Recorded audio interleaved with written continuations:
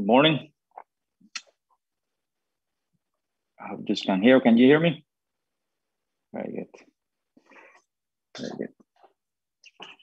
Right. Good morning. Thank you, Paul. Thank you, Neil and Amy. I just wanted to thank Neil for giving me the opportunity to share a few thoughts, and I just wanted also to thank him for bringing us all to study every Wednesday this book of First Peter, and I've enjoyed so much. I think that I love studying a whole book. And it's been such a blessing to me, just to study and be going through it and going bit by bit. It's been such a blessing, such a great book. And I just wanted to talk about a few things about this letter that we've been studying every Wednesday. A few thoughts I would love to share, things that I've seen in the book that have really spoken to me, and as a way of reminder as well. And it's been challenging at times, but it's been more a blessing than a challenge, I have to say. And I think it's good whenever you go to the war and you not only get challenged and confronted, but also you get blessed by what you read as well. So First Peter, you see in First Peter this there's so many things that you can talk about First Peter, so many topics, and it's so rich, and it's amazing how a letter can have so much, and it's such a powerful thing because it's such a short letter. It will take you probably 15 or 20 minutes to read it, but there's so much truth and so much powerful statements, powerful thoughts. And it goes really deep, even though you can read it and it's really easy to understand at times, but it's really profound as well. And two of the things that I maybe want to share a wee bit about is that, you can see through all the letter, this topic of suffering. And but also I'd like to talk a bit about something about when it comes to reaching others, when it comes to witnessing to others, especially unbelievers. And this is a letter as well that helps us to also to be an example, not only to unbelievers, but also to be an encouragement in the way that we live to other believers as well. And that is something that is there in the letter as well. So, so I just want to read this portion of First Peter, and it's in chapter 3. I just want to read from verse 8 to 15, and then I'll come back to it. It says here, verse 8, finally, all of you have unity of mind, sympathy, brotherly love, a tender heart, and a humble mind. Do not repay evil for evil or reviling for reviling, but on the contrary, bless, for to this you were called, that you may obtain a blessing. For whoever desires to love life and see good days, let him keep his tongue from evil and his lips from speaking deceit. Let him turn away from evil and do good. Let him seek peace and pursue it. For the eyes of the Lord are on the righteous, and his ears are open to their prayer. But the face of the Lord is against those who do evil. Now, who is there to harm you if you are zealous for what is good? Even if you should suffer for righteousness' sake, you will be blessed. Have no fear of them, nor be troubled, for in your hearts honor Christ the Lord as holy, always being prepared to make a defense to anyone who asks you for a reason for the hope that is in you, yet do it with gentleness and respect. One of the things that when I was started to read, when I started studying this book as a church, as I said, I read a few times, keep reading, because it doesn't take you too long to read the whole letter. And one of the things that I really caught my attention was chapter 3, and it was the fact of being prepared always to give an answer for the hope that we have. That is something that really caught my attention. And this letter to these people that Peter was writing to these people was not only to, obviously these were exiles, and it is thought that he was writing to not only Jews but Gentiles, even though there's people who says that only to Jews, but whoever it was, if there were Jews and Gentiles together, or if it was only to Jews, I think that Peter had in mind that they were exiles, and not only in a different culture, because that was not the main thing. I think that the main thing was that they were Christians, and being in a surrounding culture, a different way of life. And then, so that was the main thing of Peter, what he had in mind, only to spread the gospel, but also he wanted them to, in the middle of suffering, that they could shine and they could bear fruit, visible fruit, tangible, that the people could see. And the Bible is a very unique book. I find interesting that not only that it has many books, it has 66 books in total. And it has so many authors as well, so many people who wrote every book. And there's some others who wrote a few of them, like Paul as well. He wrote different letters and stuff. And you can see in the Bible that it's very unique as well, because there's different types of writing. You can see poetry, you see narratives, you see teachings as well, wisdom, and you see letters as well. And this one's is one of them. And then, whenever you think about letters, you normally think about, official letters, or many types of letters that you love letters even. But and these letters, the letters in the Bible are a bit different. Their intention was not only to encourage, but also to exhort, to alert them of the different things that were going on in the different groups. And then this is not in a section. First, Peter, he just wants to encourage them, but also wants to make them alert of the things to come, and especially them being in a different places, being scattered in other regions.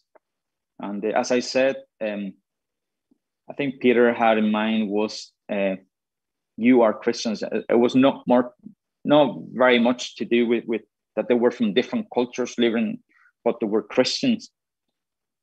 And that was the main thing in Peter's mind. And then even whenever you get to read, even from the very start of the letter, you read for example in 1 Peter 1 from 3 to 5, it says, "Blessed be the God and Father of our Lord Jesus Christ. According to his great mercy, he has caused us to be born again to a living hope through the resurrection of Jesus Christ from the dead, to an inheritance that is imperishable, undefiled, unfading, kept in heaven for you, who by God's power are being guarded through faith, for our salvation ready to be revealed in the last time." And he calls this hope a living hope. And it's not the hope that sometimes we talk about. Sometimes we think, oh, I hope that this happens, or I hope that the weather is good to next week, next month. I hope we have a good summer. Something that we're not really sure. We just hope. But this hope is something that is so secure, so real. It's a living hope. It's not a dead hope. And I like the way that he says it. He calls it like that. And he describes also the inheritance that they have in God. And he describes it in words like imperishable, undefiled, unfading, things that are so secure. And I think it's very important that Peter is doing that at the very start of the letter, because he wants to remind them who they are in Christ, what they have in Christ, and this amazing hope that they have, an amazing inheritance that they possess. Because what he's going to start talking throughout the letter includes suffering. And as Christians, we need to remember who we are in God and what we possess. Because that's the only way that we are going to be able to endure and to persevere through difficulties and to shine for God. So, and then he also tells them that they are being guarded through faith.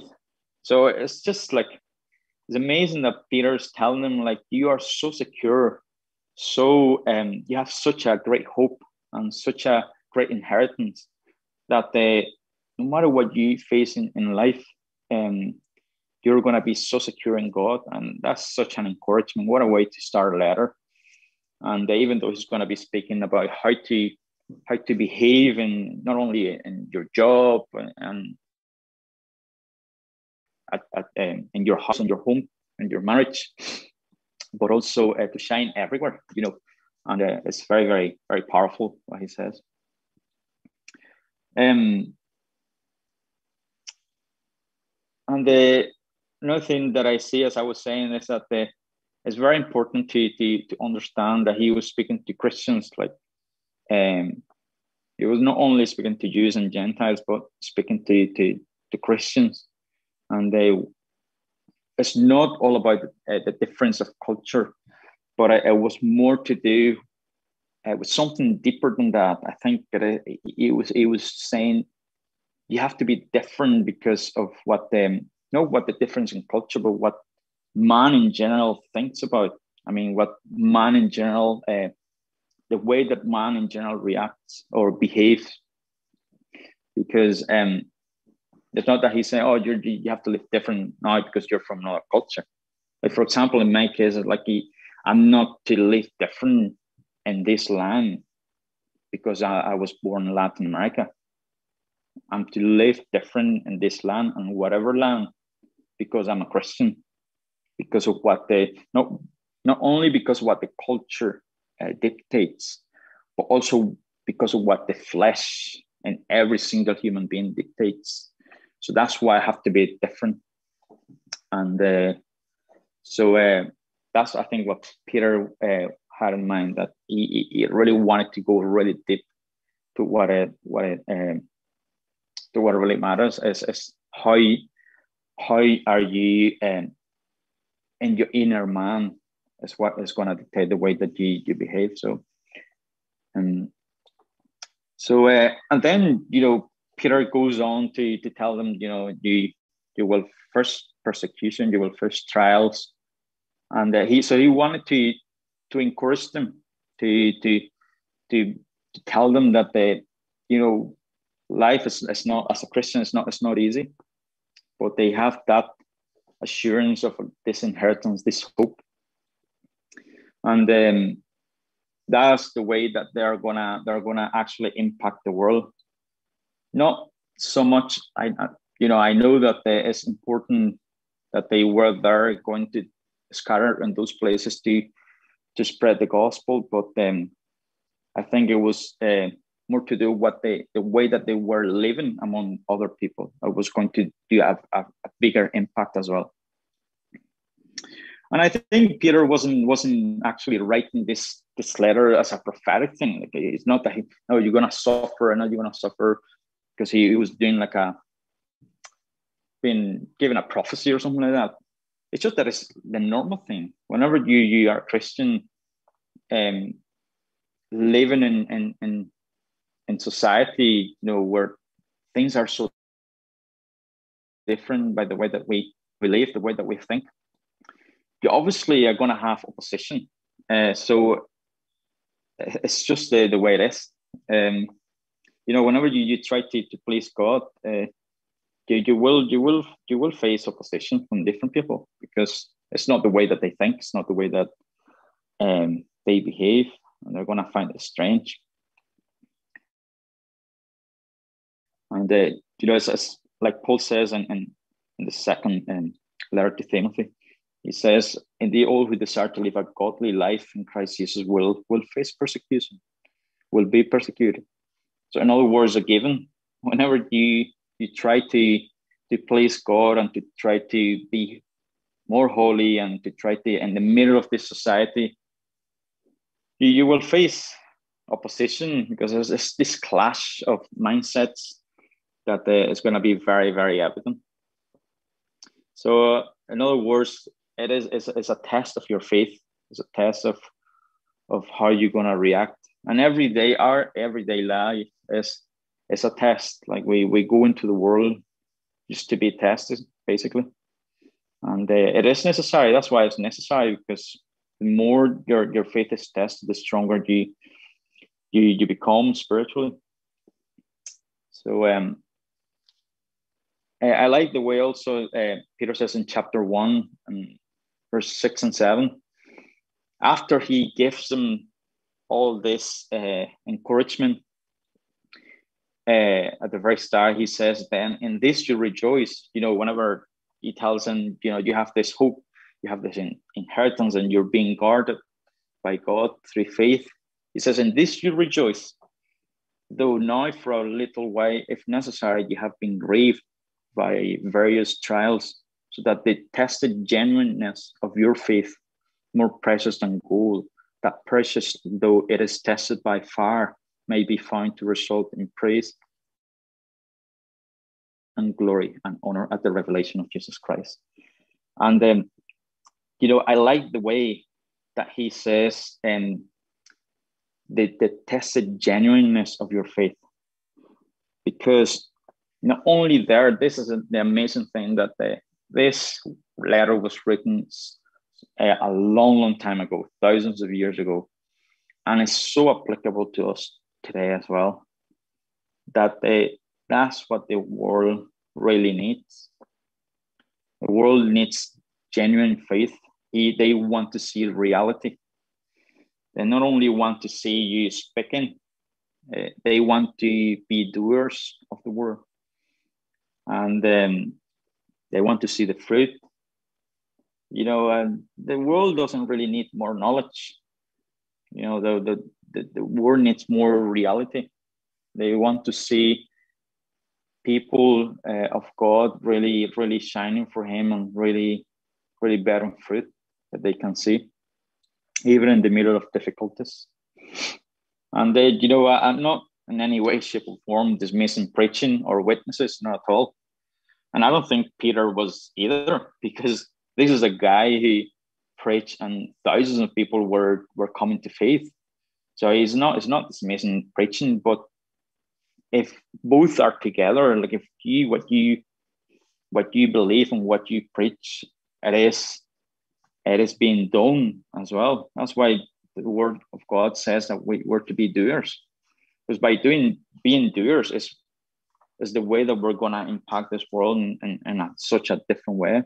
So it's a challenge for all of us. It's not easy, but as we do this, you will be amazed about how you impact people, and not people that are not believers, but also people that are believers, other believers. You will impact with the way that you behave, the way that you do things, the way that you apply the word that you hear. And the Bible also says that the world or the creation is waiting eagerly for the manifestations of the sons of God. And even the world doesn't know, but they are actually waiting for somebody who is different. The world is waiting for those who, yeah, maybe they're not perfect, but they'll get it wrong at times. But as well are those who, instead of revenging, they bless. Those are the things that are gonna impact people. Because as Jesus was saying, what merit does that have if you love the ones who love you? So you don't surprise anybody by doing what everybody else does. You do whenever you surprise people, whenever you do radical things, whenever you're so different, you're so countercultural that the people are going to think, wow. And sometimes people don't verbalize it, but believe me, they do think about that. And I want to tell you a bit story at the very end. That's what happened to me, and I do believe that's what happened to people. God has this amazing thing that uses you to impact other people by the way that you grow in Him. So I remember that in one of them, I don't remember now, but in the very, I think it's in second chapter that of First Peter that it says the importance to grow up into salvation, to keep growing up, to keep desiring the pure milk, the Spirit, because the way that we keep growing up in salvation, the way that we keep maturing, the easier that God's going to use you to reach so many by the way that you display His character.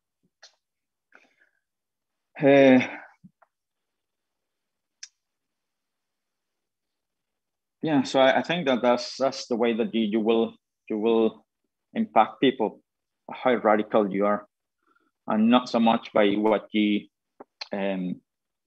might believe or proclaim. Like if you both are much better, but if you are just proclaiming, but if you don't live what you believe, it's much difficult. It's much more difficult.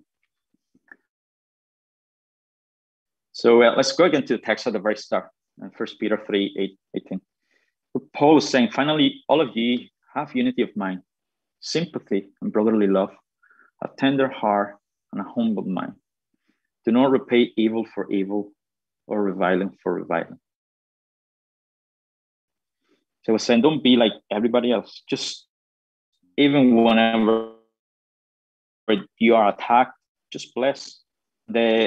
It's amazing whenever if we remember even Jesus like being in the cross, and it just always amazes me the fact that He was hanging on that cross and people mocking Him, and He could have just called a legion of angels or even Himself, just get out of the cross if He wanted. But it's just that submission, that meekness, that focus accomplishing.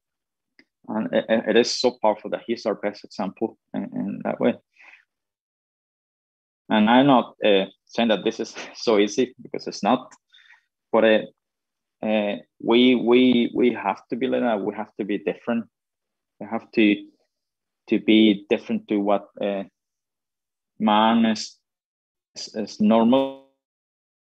Yeah, what society dictates, what your flesh dictates. And that's why the powerful thought that we have the Spirit of God, that is not a spirit of fear, but a spirit of power and self-control. That, yeah, we do deal with sin. We struggle with sin sometimes, but we have this powerful Spirit that we have the self-control. We have the authority to say no. And it's just only whenever we are close to God, whenever we are attached to this vine, the true vine, that we're going to be able to display that. Otherwise, because we cannot do it on our own. So difficult. And it says, whoever desires to love life and see good days. So whoever desires, it's an optional thing. If you really desire, you just do these things. You turn away from evil and do good. So it's not much about saying or knowing, but it's about doing. It's always about doing. doing as a consequence of the knowledge that you already have. So you might have. That's why I said the world doesn't need any more knowledge. They know, like even in this culture, like you know, like you go to people and tell about Jesus, and many of them don't really like even hearing that anymore. And I'm not saying that that's not powerful, but that's the message. But I think that we as Christians, I think we have to show maybe another way of how to reach people. And you know, when it comes to verse 15 in your honors, it says, sorry, in verse 14, in your hearts honor Christ the Lord as holy. Even whenever you're troubled, you just keep honoring Christ. And always being prepared to make a defense of anyone who asks you.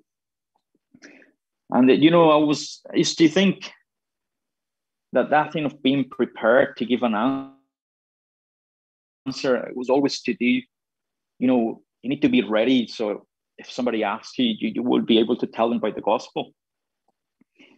And you know, to be honest, I used to think about that verse, and I was like, somebody comes to me, I don't know if I could explain the gospel very, very well. I don't really know. But I think it's not much about that. I think it's more to do, I know it's important to preach the gospel as well. But I think it's more to do with what people are going to see in you. And I think you have to be an expert, an evangelist to be able to. But, you know, by the way that you live your life, people were going to see that reality in you.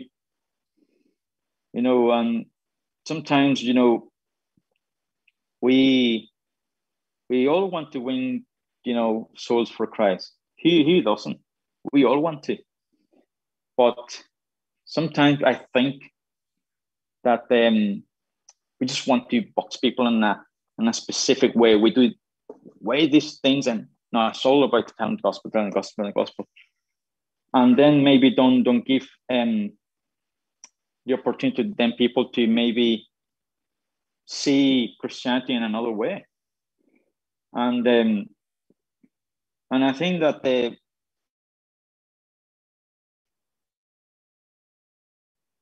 I talked about the past.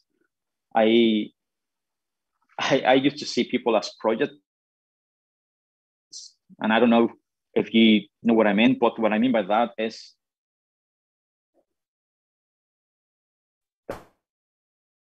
that in my mind, I used to think, guys, when I went to church, and you know, I used to be so disappointed because sometimes we complicate things, and we don't put ourselves in people's shoes. Sometimes if we think that the people are going to come to a church, being invited, and you know, they don't really understand so many things. They just like, what is this? Like the language is not. We just come to all this Christian jargon sometimes to people, and they don't really know what this is all about. But I think there's a good thing about that. You know, that eagerness to reach people is good. I don't think it's bad, but I don't think that people want projects. I don't because that was another thing that I used to, you know, come to people and try to bring them to church, but then forget about them. So it was just like, it was more about bringing them to church, and that's it. So that doesn't really work like that. People notice that. People know whenever you are treating them like projects. And what people want is reality, genuine friendship, relationship with people. That's what they want. They want to see people are going to be spending time with them, are going to be there, they're going to spend time, and they don't want you just a friend, just building a relationship. And by that way, I think by the way that what you believe, you know, people are going to notice the big difference, and you don't need to compromise. you definitely don't need to compromise, because people, you don't need to be telling people, oh, this is bad and you shouldn't be doing that. People know, believe me, people know what you stand, what you believe, they will know. You don't need to tell them. By the way that you live, they will understand. But it's that thing that people need more reality.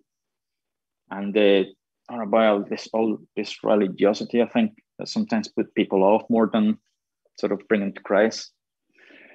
But again, not dismissing preaching, not dismissing witnessing, I think is important. But there's a time. I think the Bible as well says that those who believe were added to church. And I think there's a principle as well there that we just want to bring people to church straight away, and then they don't really understand many things.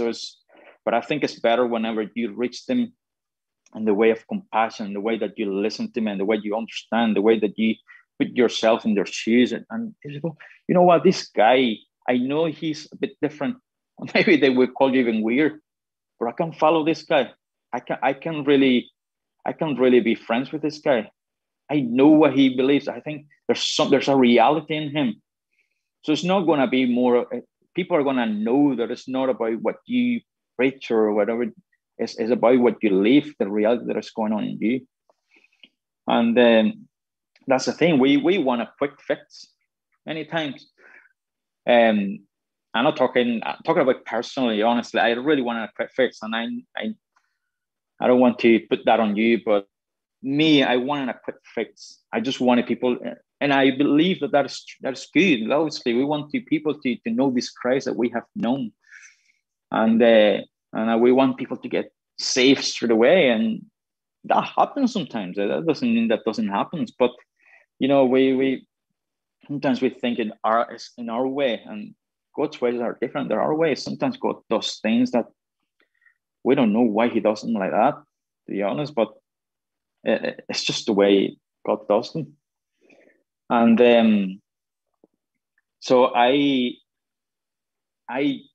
do value whenever Christians go without hidden agendas and go and start a relationship with somebody, building a relationship of friendship, genuine friendship, and start shining for Christ in such a way that people are going to say, you know what, I do not believe what he believes, but he is a man of integrity. He's a man that is worthy to be followed. And I respect that guy. I do respect him, even though I don't agree with the way that he lives, but I do respect. And people think that. People think that big time. I used to think about some Christians, and but some other Christians used to think, people, religious people, hypocrites, and that's what you hear. We do hear all these things. People, Christians are hypocrites and they're double-faced and all that. But there's other ones that you can say for sure, wow, that guy is close to God. I used to think that guy is really close to God. And as I said, we want the quick fix. And I know I'm going to be biased here, but I'm going to talk about my mom. But my mother is such an example of that, of being persistent, of being patient. And she never really talked to me about, God, or she used to send me with a neighbor to church, which I used to hate. But she never really, sat me down, this is the gospel and blah, blah. Never. I saw her life like shining, like and whenever you become a Christian yourself, it's like whenever you look back in time and it's like, wow, that is amazing. And you know what? How many years my mom prayed for my dad? 40 years, that before he came to faith. And I think sometimes about myself in my first years, like this eagerness that it was good, but thinking that I just want people to get saved, and they're just gonna bring them to church, and they will believe and blah blah blah. But my mom spent 40 years praying for my dad. And my dad used to hate Christianity, hate it so much. And do you want to know how many times she shared sort of share about God, my dad, one time only. And she's not perfect, but I can tell you that the constant character that she had, really, I don't know how she did it, but I know she was so close to God. She's still so close to God that she's my example, to be honest. And she didn't talk much. She just did. She just was a doer, and that's what matters. It's the fruit. It's your attitudes. That's what really gonna impact this world. And sometimes I think, why God allowed that? Why he allowed it? Why he allowed 40 years? Like, can you imagine just being there? Like, is this a month? Is this a year? Is this the day? Years and years, weeks, months, years, nothing. But I don't know. I don't really know why God did it that way.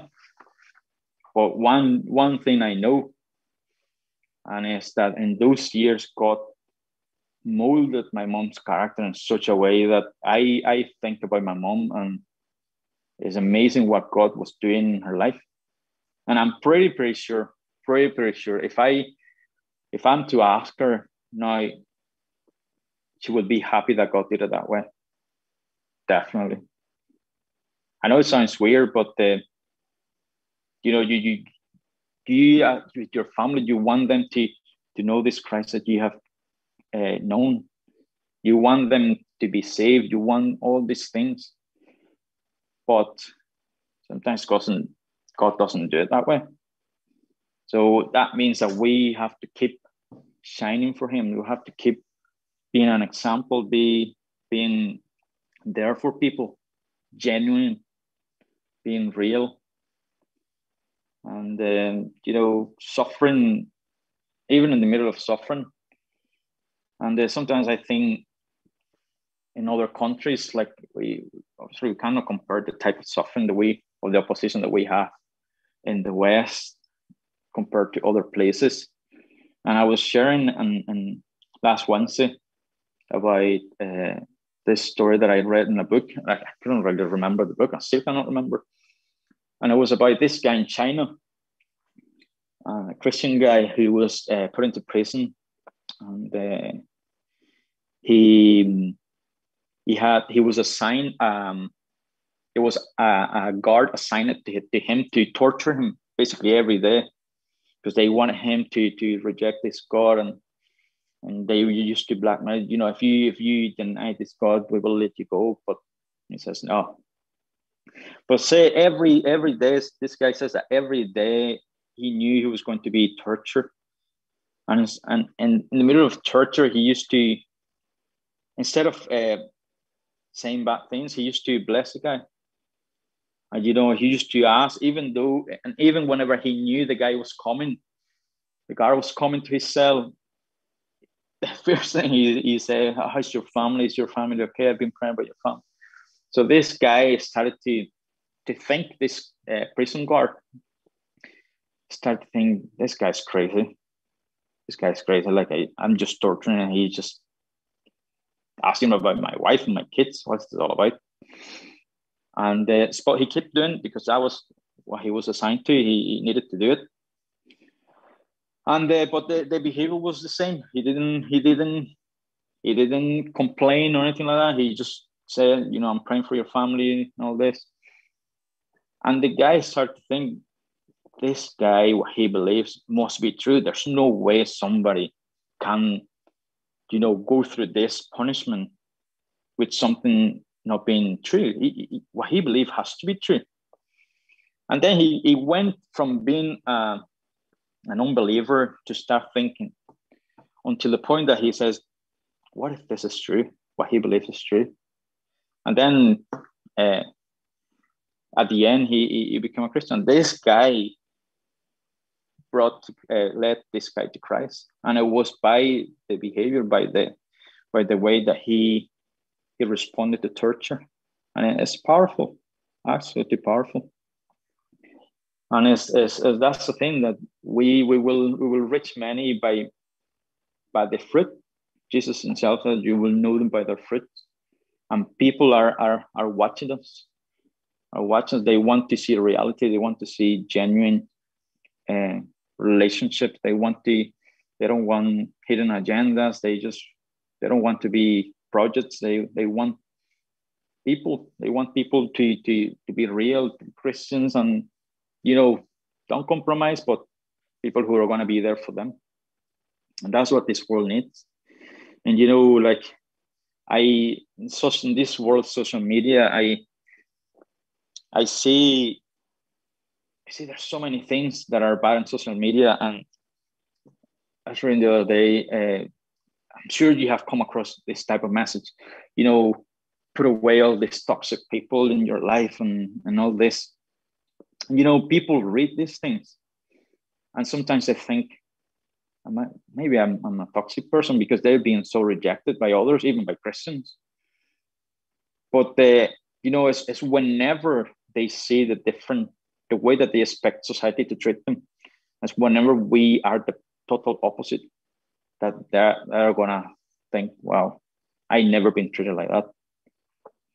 And that's what's gonna really make the difference. And for those of you who have family, almost all of us, who you have been praying for ages and ages, just keep shining, keep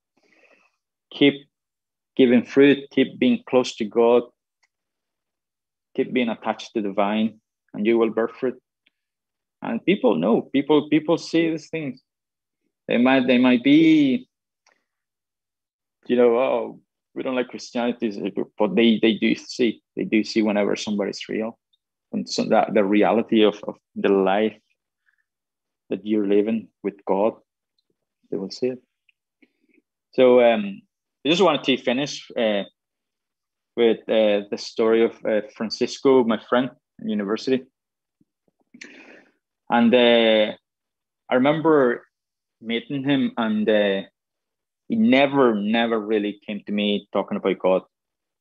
But I knew something was different about him. He came, he helped me.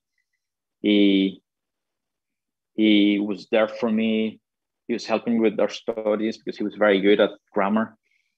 And, at that same time, there were so many other Christians who were like coming to me and being a bit judgmental. And, with this talk about, gotta go to hell and all that. But this guy was different. You know what? There was something powerful as well. It was the fact that whenever he was around, I just couldn't swear. There was this, or do bad things. There was this authority whenever he was about. Such a humbleness, and that what really started to cut my attention about this guy is real. He's, and you know what? There were so many people talking about him. So people mocked him and all that, and he knew, and he was never. It was never what I call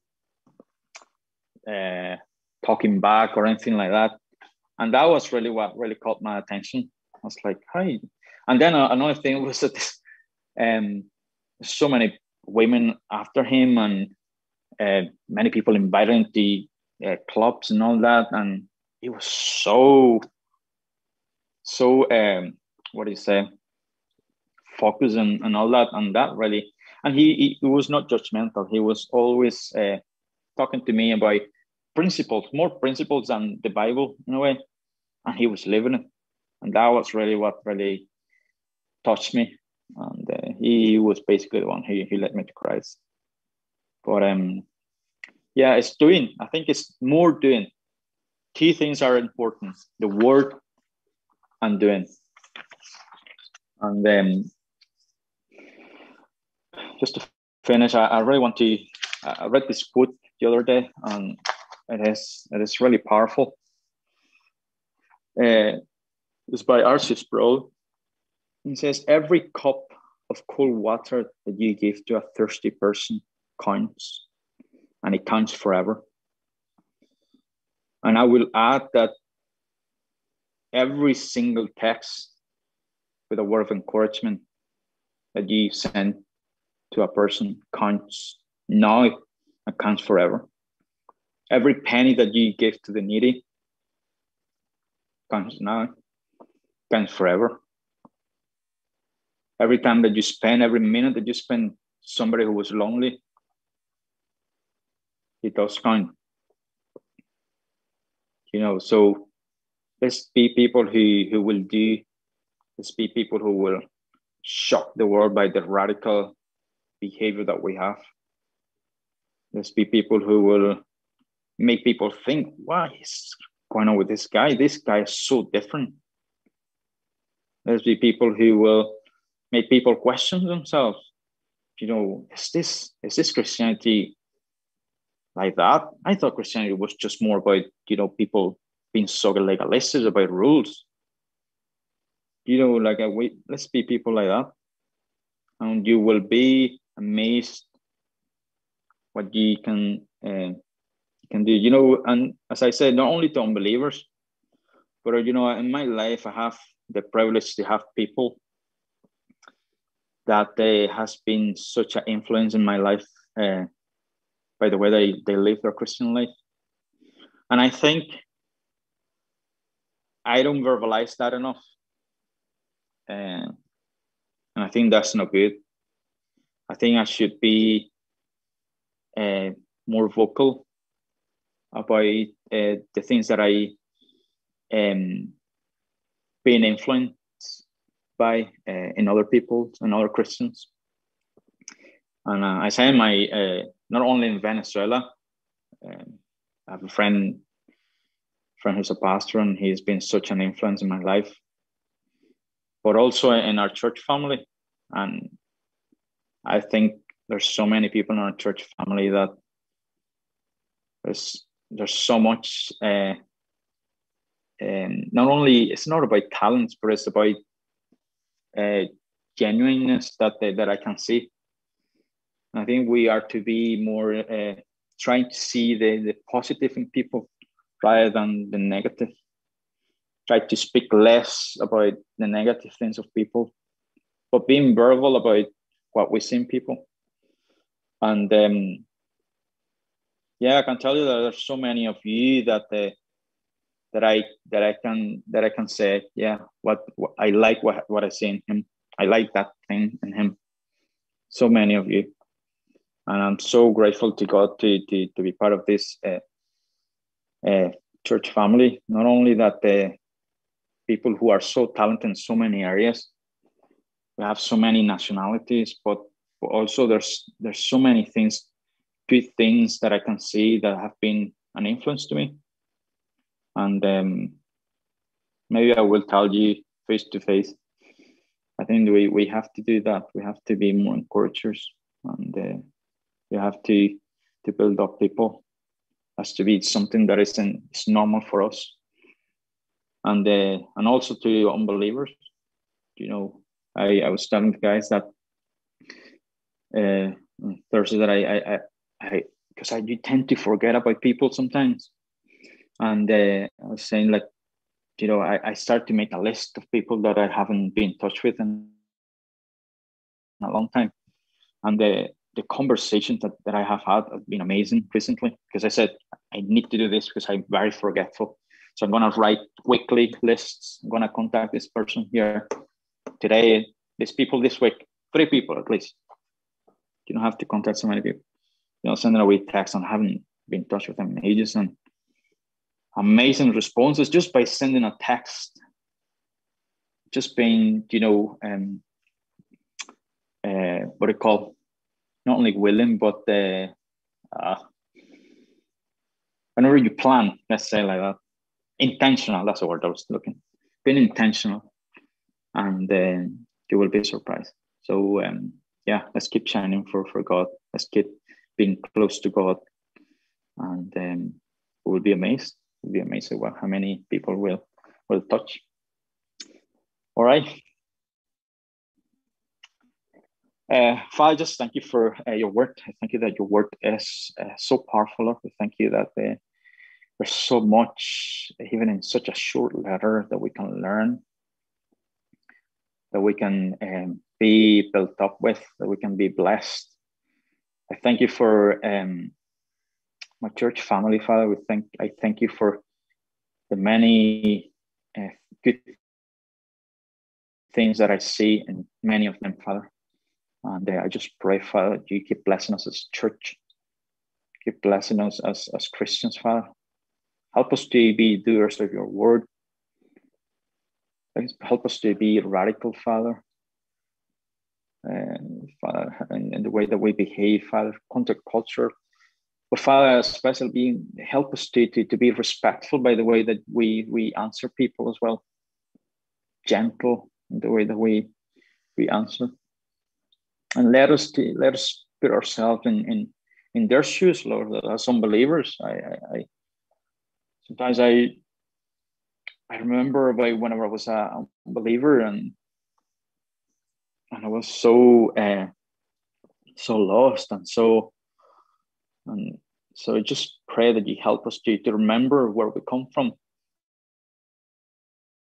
where you got us from, so we can be more compassionate, more understanding in the way that we reach others. So Father, we thank you. Help us to enjoy the rest of the day and bless every one of us, Father. In Jesus' name we pray. Amen.